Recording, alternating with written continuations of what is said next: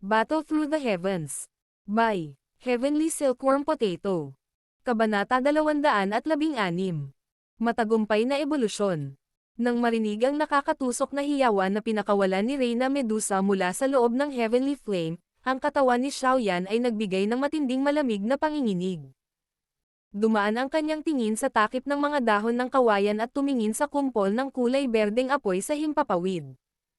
Sa loob nito, ang napakalaking purple na ahas ay mabangis na hinahampas ang malaking katawan nito.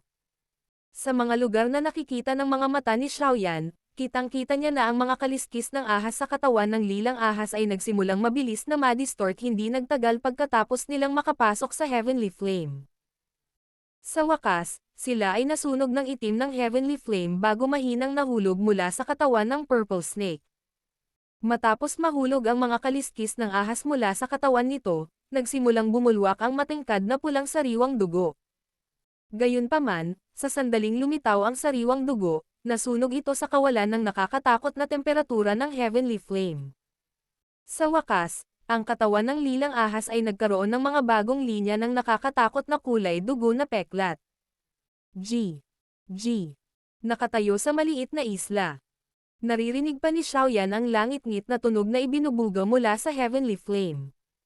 Dahil sa mabilis na pagkawala ng sariwang dugo, lumiliit din ang napakalaking katawan ng ahas sa bilis na madaling makita ng mata. Para sa isang mapagmataas at malakas na reyna na magawang ilabas ang mga ligaw na nakakatusok na mga hiyaw na ito, mahirap isipin ang uri ng matinding sakit na tinitiis ng kasalukuyang Reyna Medusa. Sa ilalim ng pagsusunog ng Heavenly Flame, ang sakit na kanyang nararamdaman ay hindi lamang sakit sa ibabaw ng katawan. Maging ang kanyang espiritu ay hindi makakaligtas sa pagkasunog. Ang ganitong uri ng sakit ay isang bagay na talagang nakakatakot. Nakatayo sa ibabaw ng isang malayong bato, matamang tinitigan ni Xiaoyan ang kumpol ng apoy na may maputlang mukha. Ang nakakatusok na tili ni Reyna Medusa na naging sanhi ng panginginig ng puso ng isa ay nagbigay sa kanya ng matinding pagkabigla. Kailangan niyang aminin na ang babaeng ito ay matigas ang ulo at baliw. Ang kilusan na dulot ni Reyna Medusa ay talagang napakalaki na tila umalangaw-ngaw sa mahigit kalahati ng lungsod. Agad-agad, hindi mabilang na mga snake people ang nagmadaling umakyat sa bubong at pinagmasdan ang rehiyon kung saan ang lilang liwanag ay napakayaman sa mga nakakagulat na ekspresyon. May ilan na gustong sumugod ngunit nakaharang sa labas ng mabangis at matigas na lilang liwanag. Nakatayo lang sila sa labas at sabik na pagmasdan ang malaking ube na ahas na matindi ang pagkalantes sa loob ng kulay berdeng apoy mula sa malayo. Sa kalangitan, isang liwanag na figure ang mabilis na tumungo patungo sa lilang glow na ito. Ilang sandali pa, huminto ito sa labas ng lilang liwanag, na nagpapakita ng seryosong mukha ni Guhi. Nagsimula na bang mag-evolve si Reyna Medusa? Pinagmasdan ni Guhi ang malayong berdeng kulay na apoy na nagniningning ng may matinding focus habang mahina niyang sinabi. Nang hindi namamalayan, magkahawak ang kanyang mga palad sa isa't isa habang tumatawa ng mapait. Wala na ba tayong ibang pagpipilian kundi ang maupo dito at hintayin ang resulta? Iyon. Guro, ano ang gagawin natin ngayon? Ibinaling ang kanyang ulo at nakita ang nakapaligid na mga tao na dumating pagkatapos na maalerto, sumimangot si Xiaoyan. Pagkatapos ay pinagmasdan niya ang kumpol ng kulay berdeng apoy na tila pumipihit sa hangin bago nagtanong sa kanyang puso. Teka lang. Ang Green Lotus Core Flame sa ngayon ay naprovoke na ni Queen Medusa at naging mas ligaw at marahas. Anumang bagay na lalapit sa isang tiyak na distansya mula dito ay masusunog sa kawalan. Walang magawang sabi ni Yao Lao. Nang marinig ito, ang tingin ni Xiaoyan ay dumaan sa ilalim ng kulay berdeng apoy. Nalaman niya na ang maliit na pond na orihinal na puno ng icy spirit cold fountain ay naging black empty hole na. Sa isang magaspang na tingin, ang walang laman na butas ay hindi bababa sa higit sa 10 metro ang lalim. Bukod dito, ang mga nakapaligid na puno ng kawayan sa paligid ng Heavenly Flame ay agad na nagiging abo. Sa paglipas ng hangin, ang malaking kagubatan ng kawayan ay napalitan ng isang patag na kapatagan. Nakakatakot na mapangwasak na kapangyarihan. Pinunasan ni Xiaoyan ang pawis sa kanyang mukha. Pakiramdam niya ay lalong umiinit ang hangin sa paligid. Bahagyang nanginginig ang kanyang katawan, ipinatawag niya ang Purple Flame Cloak sa ibabaw ng kanyang katawan at umatras ng ilang hakbang. Noon lang siya nakaramdam ng kaunti. Sa loob ng kulay berdeng apoy, nagpatuloy ang nakakatusok na mga hiyawan ni Reyna Medusa sa halos kalahating oras bago sila unti-unting hamina. Sa sandaling ito, ang napakalaking katawan ng Purple Snake ay tila tumigil sa paggigipit dahil naubos na ang enerhiya nito. Ang katawan nito, na orihinal na natatakpan ng magagandang kaliskis na kulay lila, ay nasunog na ngayon at lumiit ito sa sukat na 20-30 talampakan mula sa mahigit 100 talampakan ang haba. Mahirap isipin kung gaano karaming buto, laman at dugo ang nasunog sa loob ng apoy na iyon. Sa labas ng mapusyaw na kurtinang kulay lila, dumaraming bilang ng mga snaky people ang nakatayo sa mga bubong na blanko na nakatingin sa namimilipit na Purple Snake. Ang mahal na mga hiyawan ng Purple Snake ay umalingaw-ngaw sa buong lungsod, na nagpalaganap ng isang mapanglo na kapaligiran na sumasakop sa sagradong lungsod ng Snake People. Sa loob ng kulay berdeng apoy, ang katawan ni Queen Medusa ay tumahimik at tahimik, na nagpapahintulot sa Green Lotus Core Flame na magpatuloy sa pagsunog sa kanyang katawan. Unti-unting lumabas ang isang mahinang sunog na amoy. Nabigo ba siya? Sa labas ng kurtinang kulay lila, biglang sumulpat ang taong nakasuot ng itim sa tabi ni Gohi. Tinitigan si Reyna Medusa na tumigil sa paggalaw sa loob ng Heavenly Flame, nagpakawala siya ng hindi maipaliwanag na buntong hininga. Natahimik siya saglit bago niya iniyuko ang kanyang katawan patungo sa kinaroroonan ni Reyna Medusa. Bagamat ang kanyang karakter ay mayabang at walang malasakit, nadama niya na dapat niyang ibigay ang nararapat na paggalang sa reyna na ito na nang ahas na hayaang sunugin ng Heavenly Flame ang kanyang katawan upang umunlad. Pagtingin sa kulay berdeng apoy, si Gohi sa tabi niya ay bumuntong hininga din ng marahan. Ang Reyna Medusa na ito na minsan ay naging sakit ng ulo ng mga malalakas sa loob ng Giama Empire ay nahulog sa ganoong paraan. Medyo parang drama. Kasunod ng paglaho ng malalakas na tili ni Reyna Medusa, ang buong lungsod ay unti-unting nahulog sa parang nakamamatay na katahimikan. Ilang sandali pa, maraming pares ng mapot na tingin ang lumipat kay Gohi at sa taong nakaitim na nakasuot sa himpapawid. Hindi pinapansin ang mga mapot na tingin na iyon, ang taong nakasuot ng itim na damit ay walang pakialam sa kumpol ng kulay berdeng apoy sa di kalayuan. Ilang sandali pa, bahagyang nagsalubong ang mga kilay sa ilalim ng itim na damit. Pag-angat ng ulo, pinagmasdan niya ang langit na biglang nagdilim. Pagkaraan ng ilang sandali na tumahimik, medyo naging seryoso ang cool niyang boses. May problema. Ano ito? Nang marinig ito, humigpit ang ekspresyon ni Gohi at nagmamadali siyang nagtanong. Ang natural na enerhiya dito ay biglang tumaas. Tumingin sa langit ang taong nakasuot ng itim at tahimik na sinabi. Nang makita ang sitwasyon, nagmamadali ring itinaas ni Gohi ang kanyang ulo at pinagmasdan ang kalangitan. Nag-iba agad ang ekspresyon niya. Ang orihinal na maliwanag at maaliwalas na kalangitan ay biglang naging mas madilim. Isang kumpol ng may itim na ulap na hindi alam ang pinanggalingan ay dahan-daang tumakip sa kalangitan. Ang biglaang pagbabago ay naging dahilan din ng pagkatulala ng lahat habang nakatitig sa sitwasyon sa kalangitan. Puno ng pagkalito ang kanilang mga mukha. Bang! Isang dagandong ng kulog ang biglang lumabas mula sa madilim na ulap. Ang mga pilak na kidlat ng kidlat ay mabilis na tumawid sa buong kalangitan, katulad ng maraming mahahaba, kulay pilak na ahas. Ano ang nangyayari? Naramdaman ang ligaw na enerhiya na nasa loob ng madilim na ulap, nilunok ni Gohi ang kanyang laway at tuyong nagtanong. Ang taong nakaitim na nakasuot ng damit ay matamang nakatitig sa madilim na ulap sa kalangitan. Sa matinding boses, sinabi niya. Minsan na akong nagbasa ng isang sinaunang libro.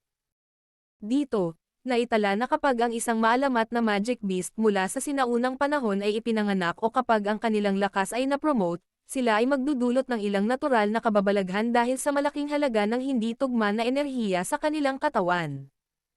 Gayunpaman, ang mga maalamat na klase ng magic beast na ito ay lahat ay napakalakas. Kontinente, ang mga maalamat na klase ng magic beast na umiiral ay napakabihirang makita. Kung titingnan ang sitwasyon, ang pinakamalaking posibilidad na ito ay sanhi ng Reyna Medusa. Ibig mong sabihin, matagumpay siyang nag-evolve. Nanliit ang mga mata ni Gohi habang nagtatanong na may gulat na boses. Hindi ako sigurado. Umiling ang taong nakasuot ng itim at tahimik na sinabi. Kailangan ba nating mag-withdraw? Pinagdikit ni Gohi ang kanyang mga kilay at nagtanong na halata sa kanyang boses ang pag-aalinlangan. Maghintay muna tayo. Kahit na matagumpay siyang mag-evolve, mawawalan siya ng kaunting enerhiya pagkatapos masunog sa Heavenly Flame sa napakatagal na panahon. Sa ganoong sitwasyon, ang paghahanap ng tahimik na lugar para magpagaling ay ang pinakamatalinong pagpipilian para sa kanya. Umiling ang taong nakasuot ng itim at sinabi ang kanyang opinyon. Ito. Sige. Hintayin natin. Nang marinig ang opinyon, nag-alinlangan sandali si Gohi bago tumango. Itataas na sana niya ito ng isang malakas na dagandong ang umalangaw mula sa mga ulap sa itaas ng kanyang ulo. Sa isang iglap, lumiwanag ang kalangitan habang ang napakalaking kulay pilak na kidlat ay bumagsak mula sa mga ulap, dumaan sa mapusyaw na kurtina na kulay lila at bumagsak sa kumpol ng berdeng apoy. Lumitaw ang kulog at mabilis na nawala. Bago nawala ang dagandong ng kulog sa pandinig ng lahat, ang maitim na ulap sa kalangitan ay nagsimulang mabilis na mawala. Ilang sandali pa, muling natakpan ng mainit na sikat ng araw ang buong lungsod. Ang aftershock ng dagandong ay unti-unting nawala sa pandinig ng lahat. Hindi mabilang na mga tao ang nagmamadaling itinapon ang kanilang mga tingin patungo sa mapusyaw na kurtina na kulay lila. Gayunpaman, pagkatapos tumama ang kulog, isang mahinang kulay berdeng hamog ang nagsimulang tumagos mula sa maliit na isla, na epektibong hamarang sa paningin ng lahat. Ang kulay berdeng fog ay isang bagay na pinakawalan ng tumama ang thunderbolt kanina sa Heavenly Flame. Maaari nitong masira ang espiritual na lakas ng isang tao. Anuman ang nangyayari sa loob ay ganap na nakahiwalay. Pagkatapos walisin ang kanyang spiritual perception sa loob ng light curtain, umiling si Gohi at sinabing nakakunot ang noo. Hintayin mo itong kumalat. Mahinahong sabi ng nakaitim na damit. Tumango si Gohi. Gayunpaman, ang Daochi sa kanyang katawan ay unti-unting umagos, naghahanda na umatras anumang oras. Nang tumama ang kulog mula sa langit, pinili ni Xiaoyan na magtago sa likod ng napakalaking bato. Kahit na ginawa niya ito, ang napakalaking impact ng Thunderbolt ay yumanig pa rin sa napakalaking bato na naging pulbos. Kung si Yao Lao ay hindi kumilos upang protektahan siya sa isang mahalagang sandali, si Xiaoyan ay maaaring napatay ng puwersang ito sa mismong lugar. Nakakatakot na kulog. Pag-akyat mula sa lupa, tinitigan ni Xiaoyan ang maliit na isla na wala ng laman. Hindi niya napigilan ang paglanghap ng isang subo ng malamig na hangin. Anong nangyari sa loob? Tinapik ni Xiaoyan ang alikabok sa kanyang katawan at pinagmasdan ang makapal na kulay berdeng hamog sa paligid niya. Bahagya siyang kumunat ang noo at dahan-daang naglakad patungo sa gitna. Habang unti-unti siyang naglalakad patungo sa gitna ng maliit na isla, muling lumitaw ang kulay berdeng apoy sa himpapawid. Gayunpaman, ang kulay berdeng apoy ay bumalik na sa orihinal nitong laki ng palad. Tahimik itong lumutang sa himpapawid, paulit-ulit na nagbabago ang hugis nito. Ibinaba ang kanyang tingin mula sa Heavenly Flame, nakita niya ang isang ganap na nasunog na itim na malaking ahas na tahimik na nakahandusay sa lupa nang walang kahit katiting na ingay. Ang nagyayelong katawan nito ay walang pinagkaiba sa isang patay na ahas. Nabigo ba siya? Tinitigan ang napakaliit na malaking ahas na ang panlabas ay nasunog hanggang sa puntong medyo nakakatakot, huminga ng marahan si Xiaoyan. Nawala ba ang isang dawwang sa kanyang henerasyon sa ganitong paraan? Dapat tayong pumunta at kunin ang Heavenly Flame. Marahang umiling si Xiaoyan, lumihis sa bangkay ng napakalaking ahas at nakarating sa ilalim ng Heavenly Flame. Tatanungin pa sana niya si Yao Lao kung paano ito haharapin nang biglang tumunog ang mahinang katsa sa likuran niya. Nang marinig ang biglaang ingay na ito, biglang nanginig ang katawan ni Xiaoyan. Dahan-dahan niyang inikat ang ulo at hinarap ang pinanggalingan ng tunog. Agad namang nanliit ang kanyang mga mata na kasing laki ng karayom. Battle Through the Heavens. Kabanata 217. Seven-colored heaven swallow ang python. Sa ilalim ng obserbasyon ni Xiaoyan, ang nasunog na itim na balat ng matigas, malaking bangkay ng ahas ay biglang nagsimulang malaglag ng dahan-dahan. Ang bilis ng pagdaloy ay unti-unting tumaas at sa wakas, halos nakita ni Xiaoyan na tila may kung ano sa malaking bangkay ng ahas na malapit ng masira sa katawan. Gu. Sa panunood ng kakaibang eksenang ito, lahat ng mga pores ni Xiaoyan ay nakabukas. Napalunok siya ng laway at nagsimulang dahan-dahang lumingon. Matiim na tinitigan ng kanyang tingin ang napakalaking ahas na paulit-ulit na naglalagas ng nasunog na itim na balat. Maingat na umatras ng ilang hakbang, nagmamadali siyang nagtanong. Guro, ano ang nangyayari? Sa loob ng katawan ng ahas, isang chi ang lumitaw. Ang boses ni Yao Lao sa sandaling ito ay mas seryoso. Nagtagumpay siya sa pag-evolve. Nanliit ang mga mata ni Xiaoyan habang tuyong tanong. Parang ganun. Mag-ingat ka, hindi rin sigurado si Yao Lao sa nangyayari. Kaya medyo malabo rin ang sagot niya. Nang marinig ito, naramdaman ni Xiaoyan na lumubog ang kanyang puso. Ilang sandali pa, itinagilid niya ang kanyang ulo patungo sa kulay berdeng apoy sa himpapawid at desididong sinabi. Guro, paano natin makukuha ang Heavenly Flame? Bilisan mo, wala ng oras. Kapag lumabas na ang bagay na iyon, natatakot ako na. Mag-ingat ka. Bago pa makumplito ni Xiaoyan ang kanyang gustong sabihin, biglang tumunog sa kanyang puso ang nagmamadaling babala ni Yao Lao. Nang tumunog ang sigaw ni Yao Lao, biglang nanikip ang puso ni Xiaoyan. Matapos ang mahigit isang taon ng mabigat na pagsasanay, nakuha ni Xiaoyan ang kakayahang patuloy na manatiling alerto. Agad na nagbago ang kanyang ekspresyon, marahang tumapik ang dulo ng kanyang mga binti sa lupa at nagmamadaling umatras ang kanyang katawan. Bang! Habang nagmamadaling umatras si Xiaoyan, biglang nagbuga ng paputok na tunog ang malaking bangkay ng ahas sa lupa. Ang mga itim na kaliskis ay lumipad sa lahat ng direksyon at ang bangkay ay agad na naging pulbos. Sa sandaling iyon nang ang malaking bangkay ng ahas ay naging pulbos, isang malawak at nakakatakot na chi ang biglang pinakawalan at mabilis na tinakpan ang buong lungsod sa bilis na naging sanhi ng pagkadismaya ng iba. Nagtagumpay ba ang kanyang kamahalan? Naramdaman ang medyo pamilyar na pakiramdam ng chi na ito, hindi mabilang na mga snake people sa lungsod ang nagkaharap sa isa't isa. Kaagad, ang kanilang mga mukha ay napuno ng walang pidgel na kagalakan habang ang nanginginig na tagay ng lupa ay umalangaw-ngaw sa mga ulap. Sa sandaling pumutok ang malawak na chi na ito, ang ekspresyon ni Guhi, na nasa labas ng kurtinang kulay lila, ay nagbago ng husto. Kasabay nito, ang kanyang katawan ay hindi sinasadya at mabilis na umatras sa 12-dosenang metro. Habang nagmamadaling umatras ang kanyang figure, si Guhi ay nagsuot ng pangit na ekspresyon habang sinisigawan niya ang taong nakaitim na nakasuot na tahimik na nakatayo sa himpapawid. Umalis na tayo mabilis. Matagumpay na nag-evolve si Queen Medusa. Huwag magpanik. Sa pagharap sa biglaang pagdagsa ng enerhiya mula sa nakakatakot na chi, nanatiling kalmado pa rin ang taong nakasuot ng itim. Maaaring nahihirapan ang ibang tao na maramdaman ang irregularidad sa loob ng chi ngunit malinaw niyang naramdaman ito. Ang chi na ito ay maaaring napakalakas na nakakatakot ngunit ito ay may mahinang pakiramdam na kulang sa lakas upang magpatuloy. Ang kanyang mga pandama ay hindi tama. Pagkatapos nitong pumutok ang chi, tumagal lamang ito ng mahigit 10 segundo bago ito lumiit pabalik sa magaan na kurtina na parang isang alon na umaatres mula sa dalampasigan. Kasunod ng muling pagkapatay ng chi, biglang huminto ang mga tagay sa lungsod. Lahat ng snake people ay natigilan sa mga mukha at ang kanilang mga puso ay sabik sa resulta ng bagong pag-unlad.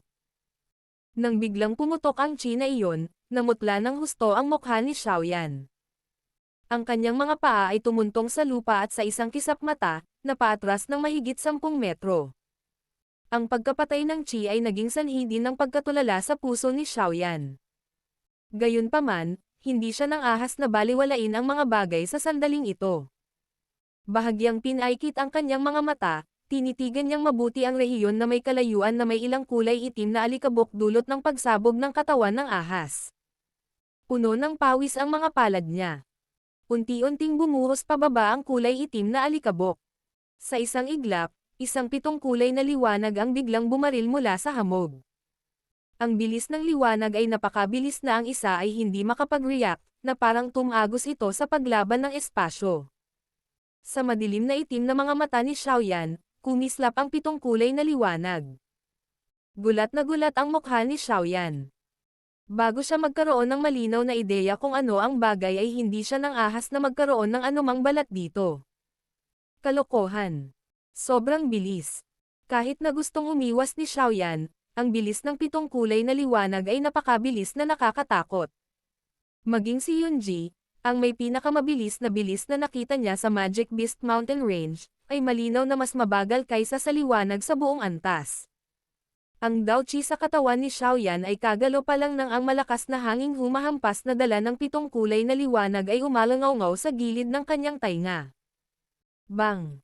Sa sandaling ang mga bagay ay naging lubhang mapanganib, isang makapal na puting apoy ang biglang sumibol mula sa katawan ni Xiaoyan. Ang mataas na temperatura ay nag-ihaw sa nakapaligid na hangin hanggang sa ito ay naging pangit. Tila naramdaman ang lakas ng makapal na puting apoy, ang 7 kulay na liwanag na nagmamadaling bumaril kay Xiaoyan ay hindi na umusad pa. Bigla nitong itinigil ang katawan sa harap ni Xiaoyan.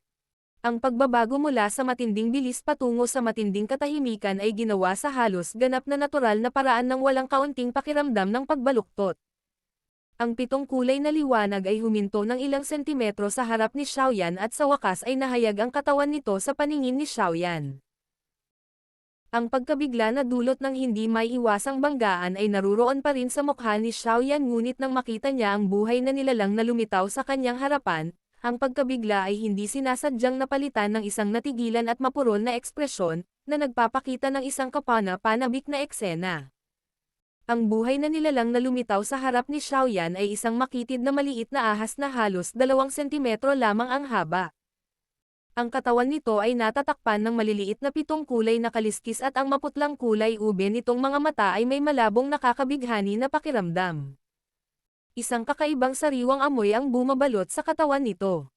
Bagamat sa kasalukuyan ay ahas lamang ito, parehong elegante at maharlika ang lumabas mula rito. Ang maliit na ahas ay hindi mukhang mabangis ngunit ito ay maganda sa isang katawa-tawa na lawak. Ang ganitong uri ng magandang buhay na nilalang ay maaaring maging sanhi ng maraming kababaihan na makalimutan ang kanilang takot at pagkasuklam sa mga ahas. Ang buong katawan ng 7 kulay na maliit na ahas ay walang maraming matutulis na lugar sa pag-atake. Gayunpaman, malabo na nararamdaman ni Xiaoyan ang isang nakakatakot na lakas, na kahit ang isang dawwang ay hindi mangangahas na maliitin, sa loob ng maliit nitong katawan. Ang maliit na ahas ay nasuspine sa himpapawid sa harap ni Xiaoyan. Ang maputlang kulay ube nitong mga pupils ay walang kahit katiting na pagpatay na aura. Sa halip, ito ay lumitaw na sobrang dalisay at malinis.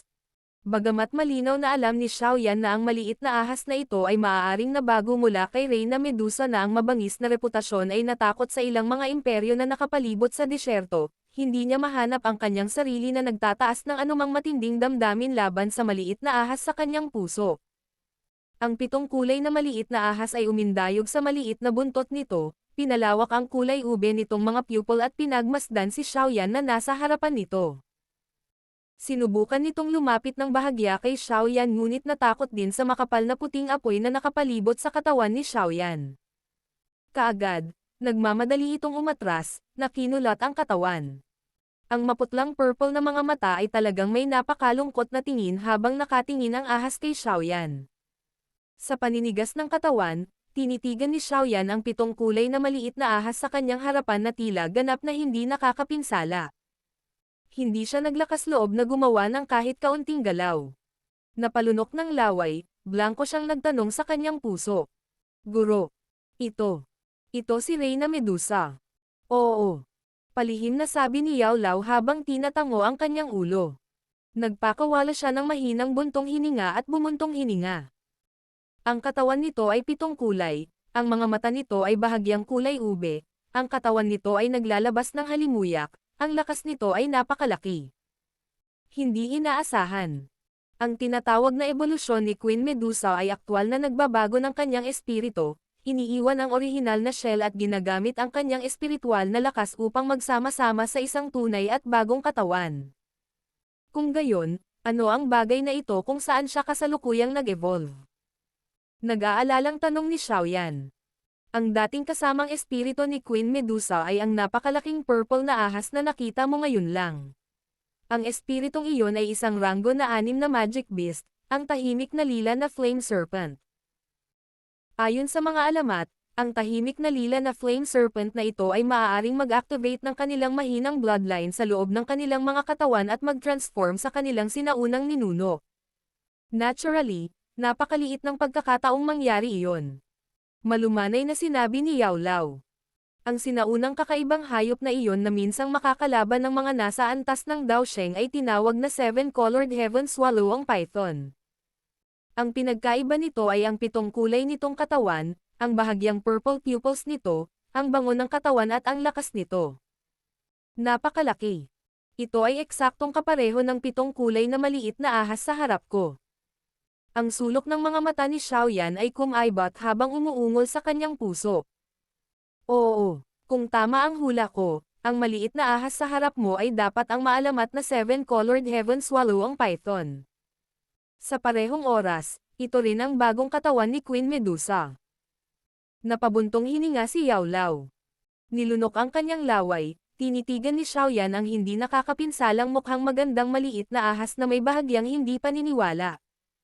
Ang bagay na ito, ay ang sinaunang kakaibang hayop na maaaring makipaglaban sa maalamat na klase ng Daosheng.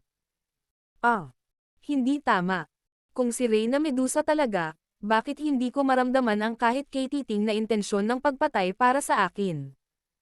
Ayon sa sentido komon. Kung talagang mabisyo ang babaeng iyon, natatakot ako na baka namatay na ako kaagad. Nakatitig sa sanggol na parang kuryosidad sa loob ng mga mag-aaral ng maliit na ahas, nagtanong si Xiaoyan, na nalilito. Ito. Hindi ko alam. Sinabi ni Yao Lao nang may kahihiyan. Marahil. Noong nag-evolve ito, naging tanga ito pagkatapos tamaan ng kidlat. Nang marinig ang mga salita ni Yao Lao, ilang madilim na linya ang lumitaw sa noo ni Xiaoyan. Dinilaan niya ang kanyang mga labi at mahinang sinabi. Guro. Pakiramdam ko ay parang walang anumang layuning pumatay. Bakit hindi mo subukang alisin ang bone-chilling flame? Ito. Sige. Mag-ingat ka. Nang marinig ang mungkahi, nag-alinlangan si Yao Lao bago tumanggo. Sa pagbagsak ng mga salita ni Yao Lao, ang makapal na puting apoy sa katawan ni Xiaoyan ay mabilis na napatay. Nang tuluyang mawala ang heavenly flame, kinuyam ni Xiaoyan ang kanyang kamao na puno ng pawis at tinitigan ang 7 kulay na maliit na ahas sa kanyang harapan. Maingat niyang sinabi. Kamahalan. Ang maliit na ahas ay hindi nakagawa ng kahit katiting na tugon sa sigaw ni Xiaoyan. Paimpal itong kumurap sa kanyang quartz na parang mga mag-aaral, inugoy ang kanyang snake tail at unti-unting lumangoy papunta kay Xiaoyan habang nakabitin sa hangin. Nang makita ang pagkilos nito, tahimik lang si Xiaoyan habang nakakaramdam ng pagkabalisa ang kanyang puso. 2 beses na umikot ang 7 kulay na ahas sa paligid ni Xiaoyan ngunit hindi nagpakita ng anumang intensyon ng masamang kalooban. Hinayaan nito si Xiaoyan na makahinga ng maluwag. Matapos iwagayway ang buntot nito at umikot muli kay Xiaoyan, ang 7 kulay na maliit na ahas ay biglang huminto sa espasyo sa itaas ng kamay ni Xiaoyan. Ang maaliwalas na mga mata nito ay may dalang pananabik habang matamang nakatitig sa storage ring sa kamay ni Xiaoyan. Pagkatapos ay itinaas nito ang ulo at naglabas ng ilang mahinang pagsirit kay Xiaoyan. Ang malumanay na tunog ay para itong inasal na parang layaw na bata. Battle Through the Heavens. Kabanata 218. Pagpigil sa Green Lotus Core Flame. Nang makita ang kilos ng 7 kulay na maliit na ahas, mamuka ang bibig ni Xiaoyan at mapait na ngumiti sa kanyang puso. Pastahan ako na ang ahas na ito ay tiyak na hindi si Reyna Medusa, sa kanyang mapagmataas na ugali, hindi siya magiging ganito. Ang kasalukuyang kanya, ay tila walang pinagkaiba sa isang maliit na ahas na kakapanganak pa lang. Ang pinagkaiba lang ay mas mataas ang katalinuhan nito. Huwag mong sabihin sa akin na sinira ng ebolusyon ang mga lumang alaala nito. Si Yao Lao ay labis ding nalilito hinggil dito. Natahimik si Xiaoyan saglit at pinaikit ang kanyang mga mata. Isang hindi kilalang kahulugan ang bumungad sa kanila habang nakangiti siya at sinabing. Mukhang interesado siya sa isang bagay sa aking singsing. Habang nagsasalita siya, Marahang tinapik ng daliri ni Xiaoyan ang kanyang storage ring. May ilang bagay na lumitaw sa kanyang palad. Lumapit ang maliit na 7 kulay na ahas. Iniwas nito ang tingin sa kabuuan at iginagalaw ang buntot ng ahas habang paulit-ulit na umiiling. Maliwanag, ang bagay na gusto nito ay wala sa mga item na ito. Inimbak ni Xiaoyan ang mga bagay pabalik sa storage ring. Hindi siya nabigo habang matyaga siyang naglabas ng mas maraming gamit, isa-isa, mula sa storage ring. Makalipas ang ilang sandali, nang muli niyang inilabas ang isang maliit na bote ng jade na puno ng likidong kulay lila, ang maliit na ahas na nakakulot sa himpapawid ay agad na lumitaw sa kinaroroonan ng kanyang palad na tila nag-teleport. Iniabot nito ang maliit na dila ng ahas sa bote ng jade at gumamit ng ilang mabangis na pagdila. Ito ay Amethyst Lion Birth Essence. Hindi ko inaasahan na ang gusto nito ay ang bagay na ito. Pagtingin sa Amethyst Lion Birth Essence na mabilis na nabawasan ng halos 10, isang masakit na pakiramdam ang bumungad sa mukha ni Xiaoyan. Gayunpaman, lumilitaw na alam ng maliit na nilalang na ito ang tungkol sa kapangyarihan ng Amethyst Essence. Hindi na ito sumipsap ng buong kasakiman. Pagkatapos ng ilang pagdila ay inilabas nito ang ulo. Ang malakristal na ahas na mga mag-aaral nito ay sumayaw ng may pananabik at kasiyahan. Ang 7-colored Heaven Swallowing Python ay isa ring kakaibang halimaw na may kaugnayan sa apoy. Natural, ito ay may mahusay na pagkagusto sa Amethyst Essence na puno ng purong enerhiyang uri ng apoy. Nakangiting sabi ni Yao Lao habang pinagmamasdan ang pananabik ng maliit na 7 kulay na ahas. Tumango si Xiaoyan at masakit na ibinalik ang medyo nabawasan na Amethyst Essence sa kanyang storage ring. Tila na dahil nasipsap ng ahas ang Amethyst Lion Birth Essence, nabawasan ang pag-iingat sa mga mata ng maliit na 7 kulay na ahas habang nakatingin sila kay Xiaoyan. Malinaw na naramdaman ang pagbabago sa titig ng maliit na ahas, bahagyang gumalaw ang puso ni Xiaoyan. Maingat niyang inabot ang kamay at marahang hinaplos ang maliit na katawan nito. Nang makita ang pagkilos ni Xiaoyan, ang maliit na 7 kulay na ahas ay pinilipat ang katawan nito. Pagkatapos ay sumuko ito sa pag-iwas sa kamay ni Xiaoyan, pinilipat ang maliit nitong ulo at tamad na ipinulupot ang sarili sa kamay ni Xiaoyan. Pagtingin sa aksyon ng maliit na ahas na walang kahit katiting na puot, biglang lumaki ang kakaibang kislap sa kanyang mga mata. Hihihi. Brat, pinaplano mo bang itabi ang bagay na ito sa iyong tabi?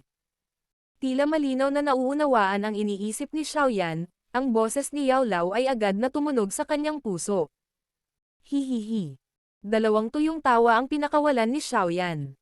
Dinilaan niya ang kanyang mga labi at sinabing may nasa sabik na boses sa kanyang puso. Ito ay isang sinaunang kakaibang hayop na may walang limitasyong potensyal. Kung itatago ko ito para sa aking sarili, hindi ito mawawala sa akin na kontrolin ang isang heavenly flame sa halaga. Ang 7-colored Heaven Swallowing Python ay talagang napakalakas, ngunit ang kasalukuyang kanya ay malinaw na nasa baby stage pa lang. Ang kanyang katawan ay talagang naglalaman ng napakalaking enerhiya, ngunit kailangan niyang sumailalim sa paghasa sa hindi kilalang tagal bago ito ganap na makabisado. Higit pa rito, dapat mong malaman na kahit gaano pa kabait ang 7-colored Heaven Swallowing Python ngayon, naglakas loob akong pumusta na ang kanyang orihinal na katawan ay talagang kay Queen Medusa. Marahil, naging ganito siya ngayon dahil sa hindi malamang dahilan ngunit walang makapagsasabing hindi na niya biglang mababawi ang mga alaala niya sa hinaharap. Kapag dumating ang oras na iyon. Seryosong sinabi ni Yao Lao. Dapat mong malaman ng husto ang kahambugan at kasamaan ni Reyna Medusa. Para sa iyo na naglalakas loob na samantalahin ang pagkakataon na maging may-ari niya, baka katayin ka niya sa lugar gamit ang kanyang karakter. Ang palad na humahaplos sa maliit na 7 kulay na ahas ay tumigas. Sumimangot si Xiaoyan at nag-isip ng matagal. Sa wakas, malumanay siyang bamantong hininga at bamulong. Pero paano kung hindi na niya maibalik ang kanyang mga alaala? Ang agos niya ay parang isang maliit na hayop na kasisilang lang. Ako rin ang unang taong nakita niya. Ano man ang mangyari, sa palagay ko ay hindi siya dapat magkaroon ng labis na pagkapuot sa akin. Kung hindi, hindi siya mananatili sa tabi ko na naghahanap ng pagkain. Isang sinaunang pagkakataon na siya ay maaaring lumitaw na napakagandang pagkakataon. Isang sinaunang pagkakataon na siya ay tila napakagandang pagkakataon. Kayang makipaglaban sa maalamat na si Dao Sheng sa hinaharap. Nagsusugal ka. Walang magawa si Yao Lao. Ha ha ha. Anong masama sa pagsusugal paminsan-minsan para sa isang napakalakas na bodyguard sa hinaharap? Kung mangyayari ang ganoong sitwasyon sa hinaharap, hindi pa baguro. Kapag dumating ang oras na iyon, kung hindi natin siya matalo, tatakas tayo. Tumawa si Xiaoyan. Sana hindi mo sunugin ang sarili mo sa paglalaro ng apoy. Sabi ni Yao Lao na may mapait na ngiti. Magiliw na ngumiti si Xiaoyan at maingat na binuhat ang maliit na 7 kulay na ahas gamit ang 2 kamay.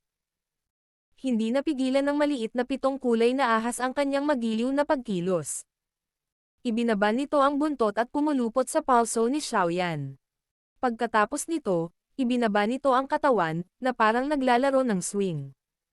Munting bagay, gusto mo bang umalis kasama ako? Inilagay ang maliit na ahas sa harap niya, mahinang sabi ni Xiaoyan habang nakangiti. Ang ekspresyong iyon ay ang parehong ekspresyon na ginagamit ng marami sa pagtatangkang lokohin ang isang batang babae na nawala sa tabi ng kalsada. Pagbukas ng kulay lila nitong mga mata ng ahas, ang maliit na 7 kulay na ahas ay tumitig sa mukha ng binata. Isang napakatao na tulad ng pakiramdam ng kawalan ng pakiramdam sa mga mag-aaral nito. Inayos nito ang katawan at blangkong nakatingin kay Xiaoyan sa ganitong paraan. Nang makita ang kakaibang pagkilos ng maliit na 7 kulay na ahas, tumibok ang puso ni Xiaoyan. Medyo nakakahiya ang ngiti sa mukha niya. Tila mahina niyang naramdaman na ang isang matured at mapagmataas na espiritu sa loob ng maliit na 7 kulay na ahas ay malamig na nanlilisik sa kanyang mababang pagganap. Bahagyang umubo si Xiaoyan. Inikat ang kanyang mga mata at tinapik ang kanyang daliri sa storage ring. Isang bote ng Amethyst Lion Birth Essence ang lumabas sa kanyang palad. Pagkatapos maglabas ng maliit na puting jade stick, nilagyan niya ito ng ilang patak ng Amethyst Essence at marahang iwinagayway ito sa harap ng maliit na 7 kulay na ahas. Nang lumitaw ang Amethyst Essence, kumikinang ng maliwanag ang mga mata ng ahas ng maliit na 7 kulay na ahas. Ang pakiramdam ng taong iyon ay mabilis na nawala. Binuksan nito ang bibig, iniunat nito ang dila ng ahas patungo kay Xiaoyan na parang nagmamakaawa dito. Hehehehe. Kasunod ng pagkilos ng maliit na 7 kulay na ahas, ang matured at mapagmataas na espiritu sa katawan nito ay tila muling tumahimik. Kaagad, isang ngiti ang naalis sa sulok ng bibig ni Xiaoyan. Hindi alintana kung ang espiritu ng Reyna Medusa ay naruroon o wala. Ang kasalukuyang 7-colored Heaven Swallowing Python sa pinakakaunti, ay hindi nagtataglay ng kakayahang labanan ang atraksyon na dulot ng Amethyst Essence. Matapos ihulog ni Xiaoyan ang Amethyst Essence sa bibig ng maliit na ahas, sinampal ng huli ang mga labi nito ng may kasiyahan. Ilang sandali pa, ang buntot ng ahas ay pumulupot sa palso ni Xiaoyan at pagkatapos ay pumasok ito sa kanyang manggas bago unti-unting nakatulog ng mahimbing. Ha ha ha. Tinitigan ng 7-colored Heaven Swallowing Python, ibinuka ni Xiaoyan ang kanyang bibig at agad na nagpakawala ng malakas na tawa. Sa tulong ng Amethyst Essence, siya at ang ahas ay mabilis na naging malapit. Kung magpapatuloy ang ganitong sitwasyon, naniniwala si Xiaoyan na kaya niyang gawing napakatatag ang kanilang relasyon bago siya maging mature at nagsimulang magkaroon ng talino na parang tao. Marahang tinapik ni Xiaoyan ang kanyang manggas gamit ang kanyang palad. Mahirap itago ang saya sa mukha niya.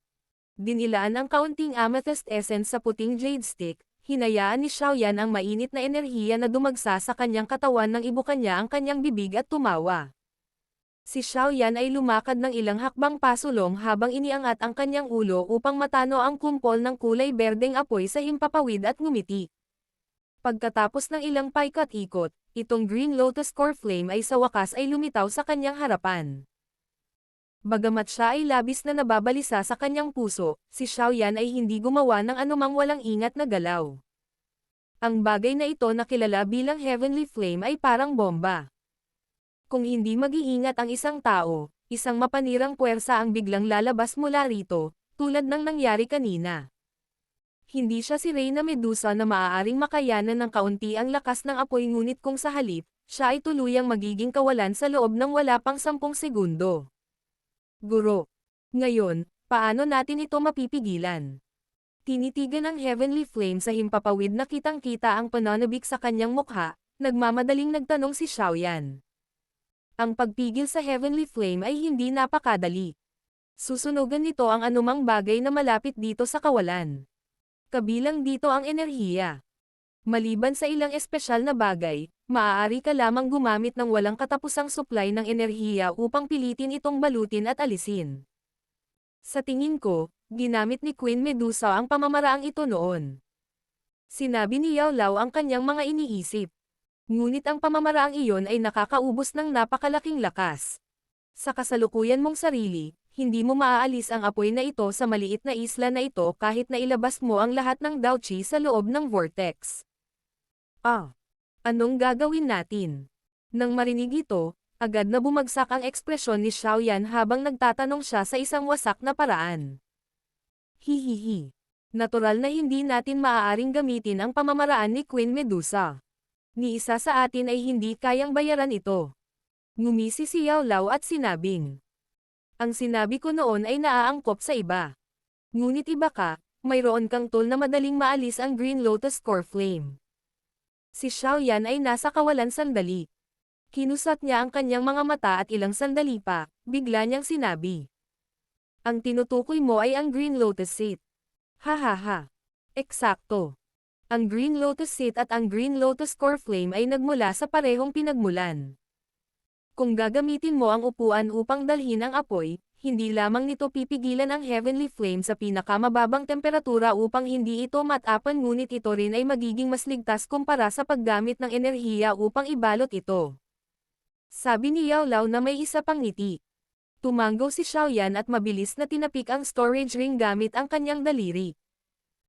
Agad, dahan-dahang bumangon ang isang kulay berdeng glow mula sa storage ring at nasuspine sa harap ni Xiaoyan. Sa loob ng kulay berdeng glow, mayroong Green Lotus Seed na kasing perpekto ng isang piraso ng sining. Bahagya itong umikot at naglabas ng mahinang enerhiya. Hinayla ang Green Lotus Seed gamit ang kanyang kamay, marahang inihagis ni Xiaoyan sa ibabaw ng Heavenly Flame sa himpapawid. Isang malabong berdeng kulay na glow ang lumabas mula sa Green Lotus Seed nang umabot ito sa ilalim ng apoy. Sa wakas, tahimik itong nakabalot sa Green Lotus Core Flame. Habang lumiliit ang kulay berdeng glow, ang Heavenly Flame ay unti-unting nahulog sa kaibuturan ng lotus nang walang anumang pagtutol. Isang kakaibang berdeng apoy ang agad na bumangon sa loob ng walang laman na core ng lotus. Tagumpay. Ang proseso ng pagkuha ng Heavenly Flame ay napakakinis kaya nagulat si Xiaoyan. Tiningnan niya ang Green Lotus Core Flame na nakaimbak sa Green Lotus Seed na may mukha na puno ng saya. Maingat na hinawakan ni Xiaoyan ang ilalim ng Green Lotus Seed habang matamang nakatitig sa kumpol ng kulay berdeng apoy sa gitna. Isang excitement ang kumislap ng hindi sinasadya sa kanyang maitim na mga mata. Susunod, magmadali at umalis sa lungsod na ito. Humanap ng tahimik na lugar at lunukan ang Heavenly Flame. Tandaan, huwag itago ang Heavenly Flame sa storage ring sa panahong ito. Kung hindi, ang mga bagay sa loob ay masusunog sa kawalan. Nagbabala si Yao Lao ng may matinding boses. Oo, nanginginig ang katawan ni Xiaoyan habang seryosong tumango. Ang Purple Cloud Wings ay naka-extend mula sa kanyang likod habang ang kanyang kamay ay kumuha ng Energy Recovery Pill at pinasok ito sa kanyang bibig. Pagkatapos nito, seryoso niyang itinaas ang kanyang ulo at pinagmasdan ang Purple Light Curtain na malapit nang mawala.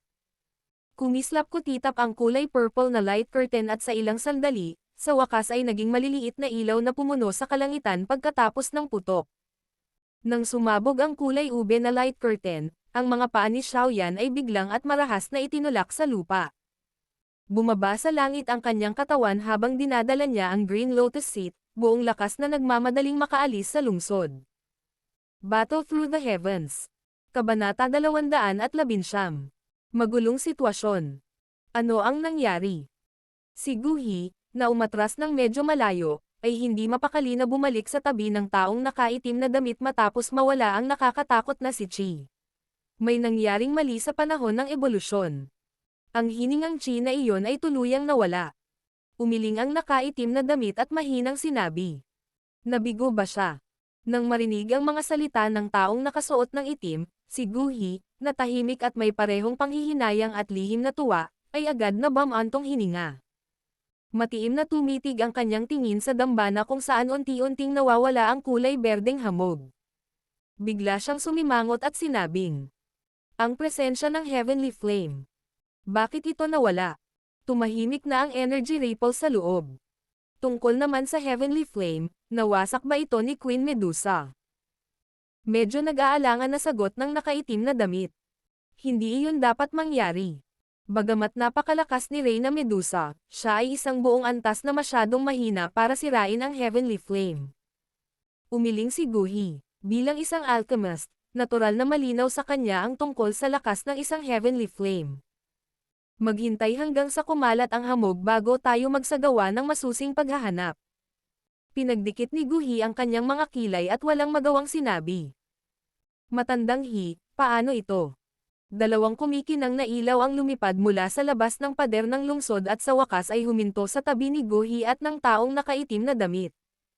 Ang kanilang mga tingin ay dumaan sa dambana sa ibaba nila bago nagtanong si Yan Shi sa malalim na boses. Paano ang chi mula ngayon? Ito dapat ang chi ni Queen Medusa. Bagamat mukhang may kaunting problema ang nangyari sa ebolusyon. Marahil, tuluyan na siyang nawala. Sinabi ni Guhi ang kanyang mga iniisip. Ho! Nang marinig ito, parehong nagpakawala ng mahabang hininga sina Yao Shi at Feng Li. Ang nakakatakot na chi noon ay nagresulta sa kawalan nila ng kahit katiting na fighting spirit sa kanilang puso. Ang mga malalakas na tao ng klase na iyon ay isang antas na hindi nila kayang hawakan kahit na isaalang-alang ang pakikipaglaban. Anong gagawin natin ngayon? Nilaybot ng tingin ni Feng Li ang lungsod. Ang hindi mabilang na mga titig na puno ng puot ay naging dahilan ng pagsimangot niya. Inangat niya ang ulo niya at pinagmasdan ang langit sa di kalayuan. Sina Yume at Mo Basi ay malamig na nakatingin sa kanila. Gayunpaman, ang paminsan-minsang titig na ibinabato nila patungo sa dambana ay may kaunting pagkabalisa. Habang sina Yume at Mo Basi ay puno ng layuning pumatay, hindi sila pilit na sinisingil. Sa ilalim ng kanilang pangunguna, hindi mabilang na mga malalakas na snake people ang nagdala ng mga sibat ng ahas at sumugod sa mga rooftop. Malamig nilang itinoon ang kanilang mga mata sa iilang taong nakalutang sa himpapawid. Sa lungsod na ito na itinuturing na sagrado sa mga puso ng mga snake people, medyo marami ang malalakas na snake people. Kung bibilangan ng isa ang bilang ng malalakas na tao sa klase ng dawang, mas marami ang naninirahan sa dawang kaysa sa mga dawang sa grupo ni Guhi.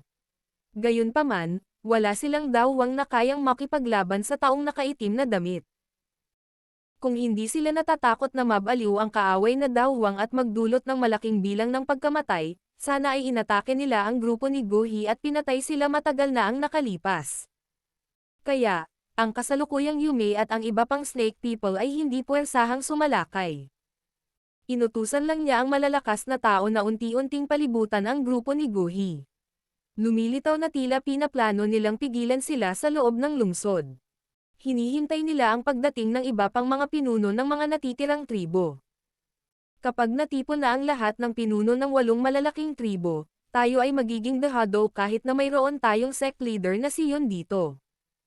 Kung tutuusin, ang pagtabi sa ating tatlo, ang natitirang 5 dawang ay sapat na upang maging sanhi ng kaguluhan ang isang dawang. Kapag dumating ang oras na iyon, ang ating sitwasyon ay hindi magiging maayos ang kanilang sitwasyon. Ang mga snake guard ay hindi lamang para sa pagpapakita, kahit na hindi nila tayo mapipigilan, hindi ito magiging mahirap para sa kanila na lumikha ng ilang maliit na problema. Seryosong sabi ni Yan Shi habang inililipat niya ang kanyang tingin patungo sa siksikan na malalakas na snake people sa mga bubong. Kahit medyo magaspang ang ugali niya, hindi naman siya tanga. Pagkatapos ng kaunting pag-iisip, alam niya ang intensyon ng kabilang panig. Tumanggaw si Guhi. Natural na alam niya ang intensyon ng kabilang panig ngunit hindi pa niya nakuha ang pinakamahalagang bagay. Kung aalis lang sila ng ganito, talagang hindi siya kontento sa puso niya. Agad siyang nag-isip ng tahimik bago mahinang sumagot. Maghintay muna tayo. Malapit nang maglaho ang kulay purple na light curtain. Matapos itong mawala, agad tayong papasok sa paligid nito at magsasagawa ng mabilisang paghahanap. Kung matuklasan natin ang heavenly flame, aalis tayo kaagad. Kung hindi natin ito mahanap, aalis din tayo. Nang makita ang pagpupursage ni Guhi at ang kawalan ng anumang pagtutol mula sa taong nakasuot ng itim sa kanyang tabi, sina Yanxi at Feng Li ay nagpalitan ng tingin bago walang magawang tumango ng kanilang mga ulo. Nang mapansin niyang walang balak tumutol ang dalawang taong ito, marahang bumantong hininga si Guhi. Itinagilid niya ang kanyang ulo at sinulyapan ang nagyayelong nakaharap kay Yume at Mo base sa di kalayuan bago matamang tumitig sa magaan na kurtina na nagsimulang maging malabo. Ang Daochi sa kanyang katawan ay nagsimulang mabilis na damaloy. Medyo tahimik ang kapaligiran sa napakalaking lungsod. Nakatuon ang mga mata ng lahat sa kulay purple na light curtain na malapit ng gumuho. Ang kanilang mga emosyon ay parang mga bukal na mahigpit na nasugatan, hindi nangangahas na magpahinga kahit kaunti. Unti-unting naging ilusyon ang kulay purple na light curtain na tumakip sa isang malaking espasyo. Matapos ang ganitong uri ng tahimik na kapaligiran ay tumagal ng ilang minuto, biglang lumingon ang taong nakasuot ng itim. Ang kanyang mga mata ay tumitig sa kanlurang abot tanaw at mahinang nagsabi. Isa pang malakas na taong ahas ang dumating. Mula sa kanyang chi, tila isa ito sa mga pinuno ng tribo ng 8 malalaking tribo. Nang marinig ang kanyang mga salita, bahagyang nagbago ang ekspresyon ni Guhi. Inikat niya ang kanyang ulo at nakita niya ang isang pulang figure na lumilipad patungo sa lungsod sa paraang parang kidlat. Pagkaraan ng halos 1 minuto, isang lalaking snake person na ang katawan ay ganap na natatakpan ng pulang kulay na Daochi ay lumitaw sa kalangitan ng lungsod sa isang iglap. Ang kanyang tingin ay lumipad sa hangin at sa wakas ay dumapo sa grupo ni Guhi na may madilim na mukha. Gagong mga tao. Naglakas loob ka talagang pumasok sa sagradong lungsod ng ating lahi. Ang taong dumating ay tila sumasabog ang init ng ulo. Nang makita niya ang grupo ni Guhi, ang kanyang galit na dagandong ay agad na umalangaw-ngaw sa kalangitan sa itaas ng lungsod. Kasabay nito, ang pulang kulay na Daochi sa kanyang katawan ay tumaas ng husto ng halos 1 metro. Kung titingnan sa malayo, para siyang bola ng apoy sa hugis ng isang tao. Ang taong ito ay ang pinuno ng Yan Snake Tribe ng 8 malalaking tribo, si Yanxi. Bagamat napakasama ng kanyang ugali, ang kanyang lakas ay isa sa pinakamalakas sa 8 pinuno ng tribo. Noong panahon ng digmaan sa pagitan ng lahi ng Snake People at Jiama Empire noon, maraming malalakas na tao ng Jiama Empire ang namatay sa kanyang mga kamay. Siya ay isang napakahirap na kalaban. Nakakunot ang noo ni Feng Li habang pinagmamasdan ang snake person na biglang sumulpot bago siya medyo walang magawa. Nang marinig ito, pinagdikit ni Guhi ang kanyang mga kilay. Lumipat ang kanyang tingin sa kabilang panig at sinabing. Sa pagbibilang, mayroon na silang 3 dawang. Ngunit sa kabutihang palad, ang commander ng Medusa Snake Guards, si Hua Shi'er ay pansamantalang nawalan ng kakayahan sa pakikipaglaban. Malapit nang masira ang takip ng ilaw. Nakatitig ang taong nakasuot ng itim na kulay ube na liwanag na nakatikip sa kanyang harapan habang mahina niyang sinabi. Ang liwanag na takip na ito ay ang liwanag na kurtinang enchantment na ginamit ni Reyna Medusa ng buong lakas upang palabasin pagkatapos mag-transform sa isang katawan ng ahas. Kaya, kahit na sa kanyang lakas na dawwang, nahirapan siyang masira ito mula sa labas. Ang tanging pagpipilian ay hintayin itong mawala ng mag-isa. Nang marinig ang mga salita ng taong nakasuot ng itim, humigpit ang ekspresyon ni Guhi. Hindi siya mapakali tungkol kay Yanxi na ang buong katawan ay nagbubuga ng apoy. Sa halip, mabilis siyang tumalikod at itinoon ang pansin sa nagiging translucent na kulay purple na light curtain. Sa kalangitan, ipinakita ng mga mukha ni na Yume at Mo base ang kanilang kaligayahan nang makitang biglang dumating si Yanxi.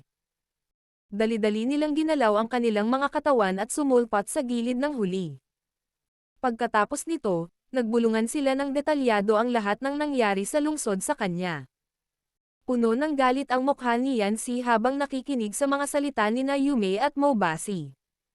Ang maapoy na pulang Daochi sa kanyang katawan ay lalong tumindi. Sa huli, parang ang apoy na Daochi ay isang tunay na apoy. Hinigpitan niya ang kanyang kamao at maraming berdeng ugat ang pumipintig sa kanyang makapal na malalakas na braso. Pulang dugo ang kanyang mga mata habang nakatitig sa grupo ni Guhi. Ang mahinang dagandong niya ay pinipigilan ang isang walang katulad na kabangisan at pagpatay na layunin. Isang grupo ng mga taong bastos. Dapat kong gamitin ang iyong sariwang dugo para mahugasan ang kahihiyan ngayon. Pinili ng grupo ni Guhi na huwag pansinin ang Yancy na sobrang wild sa galit na gusto niyang kumagat ng isang tao. Nakatitig ng husto ang kanilang mga tingin sa magaan na kurtina. Sa isang maaliwalas na sandali, bahagyang lumiwanag ang kulay purple na kinang at agad na nag-crack, pinupuno ang kalangitan ng maliliit na piraso ng enerhiya na bumuhos mula sa langit. Sa sandaling masira ang kulay purple na light curtain, ang grupo ni Guhi sa himpapawid ay sabay-sabay na lumipad pababa sa parang kidlat. Pumasok sila sa shrine kung saan hindi pa ganap na nakakalat ang kulay berdeng fog. Kasunod ng aksyon ng grupo ni Guhi, hindi mabilang na mga snake people ang naglabas ng galit na dagandong. Maraming mga figure ang lumukso at lumitaw sa mga bubong bago sumikat sa ningning mula sa lahat ng direksyon. Ang mga iyak para sa kanyang kamahalan ay umalangaw-ngaw sa buong lungsod.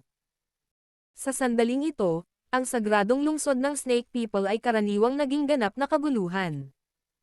Umaasa sa kanyang alaala mula pa noon, ang grupo ni Guhi ay mabilis na pumasok sa dambana at nagpakita sa kalangitan sa itaas ng maliit na isla. Marahil ito ay dahil sa pagkawala ni Reyna Medusa ngunit ang paglipad na paghihigpit na orihinal na naruroon ay ganap na nawala. Sa makatuwid, ang grupo ni Guhi ay hindi nakatagpo ng anumang pagtutol nang makarating sila sa gitna ng maliit na isla. Matapos dumampi ang kanilang mga paa sa lupa, ang mga tingin ng lahat sa grupo ni Guhi ay lumipad sa lahat ng direksyon. Gayunpaman, hindi nila nadiskubre ang kahit kay-titing na bakas ng Heavenly Flame o Queen Medusa. Ang mga mata sa ilalim ng itim na roba ay dumaan sa kanyang paligid. Biglang tumingkayad ang taong nakasuot ng itim at dinampot ang isang piraso ng sunog na itim na timangan. Bahagyang sumimangot, mamulong siya. Sinunog ba talaga siya ng Heavenly Flame hanggang wala nang natira? Kalokohan. Nasaan ang Heavenly Flame? Sinakop ng spiritual perception ni Guhi ang buong maliit na isla ngunit hindi pa rin nakatuklas ng anumang presensya ng Heavenly Flame. Agad na bumalatay ang galit sa kanyang kalmadong mukha. Tumayo ang nakaitim na damit at winagaywe ang manggas. Isang malakas na hangin ang biglang lumabas mula sa kinaroroonan niya. Ang nakapaligid na kulay berdeng fog ay ganap ding naalis. Agad na naging malinaw ang kanilang paningin. Habang nakakalat ang kulay berdeng fog, ang ganap na walang laman na maliit na isla ay ganap na nagsiwalat sa mga mata ng lahat. Nang tingnan nila ang ilan sa makinis na malalim na mga butas, maiisip ng lahat kung anong uri ng pinsala ang naranasan ng lugar na ito. Walang Heavenly Flame. Seryosong sabi ni Yancy habang ang kanyang tingin ay dumaan sa walang laman na maliit na isla. Sa pagitan ng mga palad ni Feng Li, maraming maliliit na talam ng hangin ang lumitaw at lumipad sa lahat ng direksyon, na nagpapadala sa snaky people na baliw na sumusugod patungo sa maliit na isla na lumilipad. Inikat niya ang kanyang ulo at hinimok. Tara na, umalis na tayo. Kung hindi tayo aalis ngayon, baka hindi tayo aabot. Ayon sa aking sentido, may isa pang malakas na taong ahas na sumusugod. Nang marinig ito, itinikom ni Guhi ang kanyang mga ngipin. Ilang sandali pa, bumantong hininga siya at sinabi sa mukha na puno ng pag-aatubili. Tara. Nang marinig ni Yancy at Feng Li ang utos ni Guhi, nakahinga sila ng maluwag. Gayunpaman, habang naghahanda silang umatras, ang mga taong ahas na nakapaligid sa kanila at dahan-daang pumapasok, ay biglang naging magulo. Walang ingat na sumulyap ang tingin ni Guhi at biglang nanliit ang kanyang mga mata. Sa malayong kalangitan, isang figure ng tao na may dalang green lotus seed ay baliw na lumilipad. Sa luntiang lotus na iyon, may kakaibang berdeng apoy na paulit-ulit na umusbong. Heavenly Flame. Matamang nakatitig sa lalong maliit na figure ng tao, biglang nagpakawala ng galit na galit si Guhi. Siya at ang kanyang koponan ay itinaya ang kanilang buhay upang mapanatili ang malakas na Snaky People ngunit hindi niya inaasahan na makikinabang pa siya ng iba. Agad siyang nagalit habang umuungal. Ang maldita na lalaking iyon. Ang lakas ng loob niyang gamitin ako. Habulin. Marahas na iwinagayway ni Gu Hi ang kanyang ulo. Marahas na lumundag Dao Chi mula sa kanyang buong katawan. Ang mga pakpak ng Dao Chi sa kanyang likod ay pumutok ng galit at galit na galit niyang hinabol ang figure ng tao. Sa likod niya, malapit ding sumunod ang nakaitim na taong sina Yan Shi at Feng Li. Battle Through the Heavens. Kabanata 220. Tumakas na may kayamanan. Sa sandaling lumipad si Gu Hi at ang iba pa mula sa isla at patungo sa kalangitan, tatlong sinag ng liwanag ang lumitaw sa isang iglap na humahadlang sa kanilang landas sa paglipad. Dumating si Yume at ang dalawa pang pinuno ng tribo sa harap ng grupo ni Gu Hi na may malamig na mukha at sa likod nila ay napakaraming taong ahas na tumatakip sa kalangitan at lupa. Lumapit ka at umalis ayon sa gusto mo, saang lugar mo dinadala ang tribo ng ahas ko.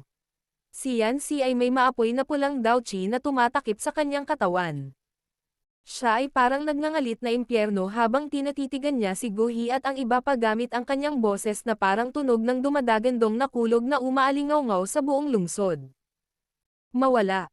Nang makitang nakaharang ang kanyang dinadaanan, galit na inangat ni Gu Hi ang kanyang ulo upang tingnan ang ngayon ay malayong itim na figure at walang pidgel na nagpakawala ng dumadagandong na sigaw. Ang maputlang asol na apoy ay mabilis na nakabuo ng isang bowl ang apoy na may kumakaway ng kanyang kamay habang inihahagis niya ito patungo kay Yan Si at sa iba pang taong ahas na may marahas at paputok na lakas. Sa paglitaw ng maputlang asol na apoy, ang temperatura sa paligid ay tumaas ng husto. Mukhang ang apoy mula sa palad ni Gu Hi ay hindi isang ordinaryong apoy ng Dao Chi. Gayunpaman, kapag ang kulay asol na apoy na ito ay inihambing sa isang heavenly flame, ang pagkakaiba sa kapangyarihan ay napakalaki. Ang kapangyarihan ng kanyang apoy ay higit na maihahambing sa kapangyarihan ng lilang apoy ni Xiaoyan. Pagdating sa alchemy, walang makakapantay sa iyo Gu Hi. Gayunpaman, pagdating sa labanan, dapat kang tumabi at manood. Bagamat hindi karaniwan ang kapangyarihan ng asol na apoy ni Gu Hi, hindi natakot si Yan Si. Sa isang mapang asar na panunuya, iniunat niya ang kanyang palad at sa pagkayam ng kanyang kamay, ang nagninangas na pulang Dao Chi ay biglang namuo sa kanyang palad upang bumuo ng apoy na kamay na may sukat na 3 metro. Sa isang pagtulak palabas, madaling binalot ng apoy ni Yan Si ang asol na bowl ang apoy at pinisil. Sa isang bahagyang nakapipigil na tunog, ang malaking asol na bola ng apoy ay naging maliit na apoy na unti-unting nawawala. Mula sa unang pangangalakal, kitang-kita na si Yan Si ang nangunguna sa lakas. Mukhang mas malakas siya kaysa kay Gu Hi ng kahit isang bituin. Malamig na pinandilatan ni Yume si Gu Hi at ang iba pa. Pagkiling ng kanyang ulo, ang kanyang magagandang mata ay sumulyap sa malayong itim na tuldok habang nakakunot ang kanyang mga kilay. Hindi niya alam kung bakit ngunit ang dekalewang figure ay nagbigay sa kanya ng pakiramdam ng pagiging pamilyar. Umiling siya at pagkatapos ng mabilis na pag-iisip, nagpasya siyang talikuran ang ideya na habulin at patayin ang kanyang mga tao. Ang kanyang pangunahing mga kaaway ay si Gu Hi at ang iba pa. Ang mga taong ahas ay nasa isang hindi magandang posisyon, paano nila kayang magpadala ng isang dawang upang habulin at patayin ang itim na tuldok na iyon? Kung wala ang bilis ng paglipad ng isang dawang, kahit na nagpadala sila ng isang dowling na walang Dao Chi wings ay hindi makakahabol sa malayong figure. Walang pagpipilian si Yume kundi isuko ang kanyang layuning pumatay sa itim na tuldok. Patayin sila. Itong grupo ng mga maiikling buntot na ahas. Nang makitang binugbog si Gu Hi, si Yan Si na nakatayo sa gilid ay nagsimulang pakawalan ang mabangis na Dao Chi mula sa kanyang katawan pagkatapos niyang malamig na sumigaw. Pipigilan ko sila, hanapin mo ang lalaki. Kung huli na tayo, ang Heavenly Fire ay mapupunta sa maling mga kamay. Bahagyang gumalaw ang taong nakaitim at kumislap sa harap ni Gu Hi at ng dalawa pa habang sumisigaw sa mahinang boses. Nag-alinlangan si Gu Hi nang una niyang marinig ang sinabi ng figure ngunit mariing tinanggo ang kanyang ulo pagkatapos. Tungkol sa kanyang lakas, wala siyang pag-aalinlangan na hindi siya makakatanggap ng malaking pinsala kapag kaharap ang tatlong dawang, kaya hindi siya nag-aksaya ng anumang oras sa pagsasalita ng walang kaparirikan. Gamit ang isang kaway ng kanyang kamay, si Guhi at Yanxi ay sumugod sa kabilang direksyon. Bumalik ka rito. Nang makitang umatras si Guhi at ang iba pa. Si Yanxi at ang iba pang dalawang snake people ay kumulog ng malakas habang ang kanilang mga katawan ay mabilis na kumikislap patungo sa grupo ni Guhi. Ang taong nakasuot ng itim na balabal ay parang multo, na lumilitaw sa harap ng mga taong ahas. Ang mga manggas ng kanyang balabal ay malumanay na kumaway sa paligid upang bumuo ng isang surge ng malakas na hangin sa kalangitan. Sa gitna ng malakas na hangin, bumaril ang malalaking Cyan Wind Blades, mabilis na nagtulak sa tatlong taong ahas pabalik sa kanilang orihinal na mga panimulang punto. Ako ang kalaban mo. Malayang nakatayo sa hangin sa itaas, ang taong nakaitim na naiinis na sabi. Nang walang sino man sa antas ng pakikipaglaban ng Reyna Medusa, ang taong nakaitim ang naging pinakamalakas na tao sa lugar. Ang pag-iisang huminto sa isang hukbo na may 10,000, para sa isang taong katulad niya, ay hindi pagmamalabas. Patayin siya. Malamig na pinandilatan ang taong nakaitim sa kanyang harapan, kahit ang mabilis na galit na si Yanxi ay alam na ang kalaban sa kanyang harapan ay higit na may kakayahan kaysa sa nakaraang Guhi. Sa isang malupit na sigaw, tatlong mabangis at kahangahangang aura ang bumangon sa langit at nag-intertwine. Dala ang mabagsik na lakas, mabangis nilang inatake ang taong nakaitim. Sinamantala si Yanxi at ang dalawa pang nakaharang ng taong nakaitim, si Guhi at ang dalawang iba pang mga figure ay mabilis na bumaril, na sinira ang mga depensa ng malaking bilang ng mga taong ahas at umalis sa lungsod. Sa galit na mga mukha, galit na galit silang humabol sa direksyon na pinuntahan ng itim na anino. Sa itaas ng lungsod, pinanood ng taong nakaitim ang pag-atake ng tatlong dawang. Ang itim na tao ay nakaka-relax na umiwas at paminsan-minsan ay nagpapaputok ng isang matalim na pagkabigla na magiging sanhi ng isa sa mga dawang na bumalik sa sakit. Mayroong hindi mabilang na mga lasong sibat na itinapon mula sa mga taong ahas sa ibaba, gayunpaman, sa tuwing ang mga sibat ay lumalapit sa tao, isang simoy ng hangin ang umihip at nagpapalipad sa kanila sa isang random na direksyon. Lumilikha ng mas maraming problema para sa Yumi at iba pang dalawang dawang. Bagamat ang taong nakaitim ay madaling makaharap sa tatlong dawang, ang patayin sila ng madali ay magiging isang problema. Ang tatlong ito ay medyo may tactical na pag-unawa sa isa't isa. Sa tuwing ang taong nakaitim ay magpapadala ng isang malakas na pag-atake, silang tatlo ay nagtutulungan upang pigilan ito. Bagamat medyo mahina ang kanilang mga bloke, pinaliit nito ang dami ng pinsalang natamo at sa gayoy naging sanhi ng unti-unting pagkaputol ng labanan sa kalangitan sa Daohuang. Habang kalmado pa rin, nakayanan ng taong nakaitim ang mabangis at desperadong pag-atake ni Yume at ng dalawa pa. Pagkaraan ng mahabang panahon, bahagyang umiling ang taong nakaitim, tumingin ang kanyang mga mata sa direksyon na hinabol noon ni Guhi at ng iba pa at nalaman na halos hindi sila nakikita sa gilid ng abot tanaw. Nakahinga ng maluwag, ang mga manggas ng Daohuang ay mabangis na kumaway at ang pressure na binitawan niya ay naging mas agresibo. Ang kanyang mga daliri sa paa ay bahagyang humakbang sa hangin at siya ay bumaril ng 10 metro habang ang kanyang mga kamay ay mabilis na bumubuo ng mga selyo. Sa malamig na mababang tunog ay sumigaw siya. Wind back to earth. Kasunod ng sigaw, ang kulay berdeng hangin ay biglang nagsimulang magtipon sa hangin sa itaas ng Daohuang, na bumubuo ng berde, makapal, bilog na patong ng mga ulap na nagdadala ng napakalaking presyon.